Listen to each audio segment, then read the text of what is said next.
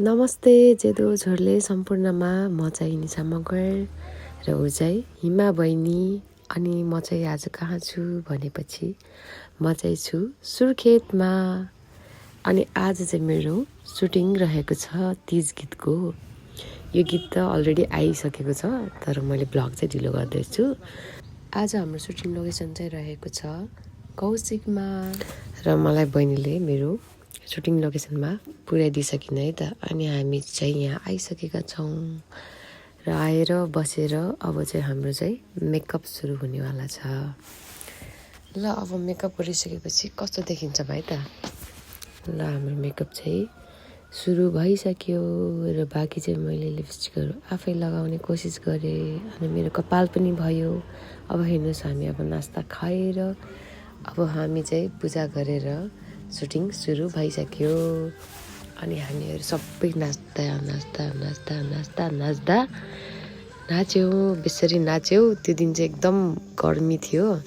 गर्मी भन्दा पनि घाम चाहिँ त्यसरी नलागेको र शीतल पनि नभएको, पानी पनि नपरेको, एकदम उम्सो, एकदम गाह्रो हेर्नुहोस् त। अनि हामी चाहिँ एकछिन रेस्ट लियौँ। हेर्नु न गर्मीले गर्दा सबैले गाह्रो बनाइसक्यो। सबैलाई कति गाह्रो भयो। अनि हाम्रो हिमा बहिनीलाई पनि गाह्रो भयो अरे। अनि त्यसपछि हाम्रो सुटिङ लोकेसन चेन्ज भयो। अनि हामी बहिनी र म चाहिँ एकदम गर्मीको एकदम तारिफ गर्दै थियौँ है त। एन्ड गाइस एउटा कुरा भयो मसँग, गेस वाट? मेरो सुर्खेतकै प्यारो साथी, उहाँसँग चाहिँ मेरो कहिले पनि भेट भएको थिएन र यो चाहिँ उहाँ र मेरो फर्स्ट टाइम भेट हो। र फर्स्ट टाइम नै उहाँले मलाई नभनिकन यसरी सरप्राइज दिनुभयो कि त्यो मोमेन्ट चाहिँ मेरो लागि चाहिँ एकदम अनफर्गेटेबल र अनएक्सपेक्टेड सरप्राइज थियो। थ्याङ्क यू सो मच मेरो साथी हजुरलाई। त्यसपछि हामी चाहिँ टिकटक बनाउन लाग्यौँ। टिकटक बनाएपछि फेरि तपाईँलाई थाहै छ हाम्रो कन्टिन्यू सुट, हाम्रो यहाँ डाइरेक्टर दाई अनि त्यसपछि हाम्रो मोडल दाईलाई चाहिँ दाईले सिकाउँदै हुनुहुन्छ। त्यसपछि हामी पनि कन्टिन्यू नाच्यौँ। हेर्नुहोस् गर्मी कति छ, आफै गेस गर्न सक्नुहुन्छ। त्यो बादल हेर्नु लागेको, बादल लगाएर चाहिँ हामीलाई शीतल थिएन। बादल लगाएर शीतल हुन्छ भन्छन् तर होइन, त्यो बेला चाहिँ एकदम गर्मी थियो। अनि मेरो सुटिङ चाहिँ चलिरहेको थियो। अनि साथी चाहिँ एकछिन सुटिङ हेरेर उहाँ चाहिँ जानुभयो। अनि हाम्रो चाहिँ फेरि सुटिङ कन्टिन्यू भइराख्यो। हाम्रो सुटिङ चाहिँ 4 बजीतिर अझै सकेन, बाँकी छ। अब चाहिँ हामी खाना खाने बेला भयो, खाना खाँदैछौँ है त।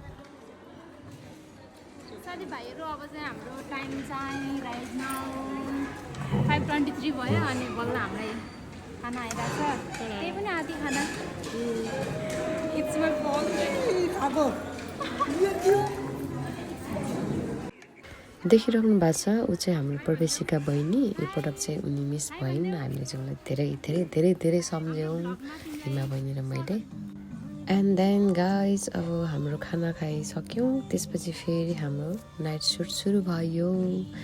अनि हामी फेरि नाच्यौँ। अनि लास्टमा सुटिङ चाहिँ प्याकअप भयो। सुटिङ प्याकअप भएको मैले भिडियो बनाएन। अनि अन्त्यमा मलाई यो अवसर प्रदान गर्नुहुने आदरणीय दाईहरू अनि भाउजूप्रति हृदयदेखि आभार प्रकट गर्न चाहन्छु। र मेरो प्यारो बहिनी हिमा, तिमीलाई धेरै धेरै धन्यवाद। यो माया, साथ, हौसलाको प्रति म एकदम हृदयदेखि आभारी छु तिमीप्रति। र यस प्रोजेक्टमा आबद्ध हुनुहुने प्रोडक्सन टिम, क्रू मेम्बरहरूप्रति हृदयदेखि आभार प्रकट गर्न चाहन्छु। र अहिलेसम्म हेर्नुहुने सम्पूर्ण भ्युअर्सप्रति पनि आभार प्रकट गर्न चाहन्छु। र तपाईँहरूलाई यो जानकारी गराउँछु कि मेरो म्युजिक भिडियो यो वर्षको तीज गीत युट्युबमा आइसकेको छ, गएर हेर्नुहोला। प्रतीक्षा सिजापति युट्युब च्यानलमा। धन्यवाद।